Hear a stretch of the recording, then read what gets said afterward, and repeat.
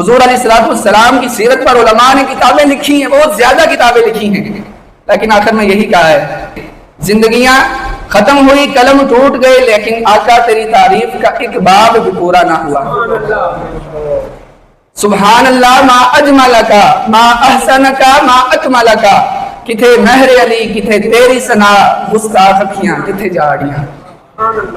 حضرت حسان بن ثابت رضی اللہ تعالیٰ عنہ فرماتے ہیں وَأَحْسَنُ مِنْكَ لَمْ تَرَكَتْ عَيْنِي وَأَجْمَلُ مِنْكَ لَمْ تَلِدِ النِّسَاء خُلِقْتَ مُبَرَّأً مِنْ كُلِّ عَيْبٍ كَأَنَّكَ قَدْ خُلِقْتَ كَمَا تَشَاءُ۔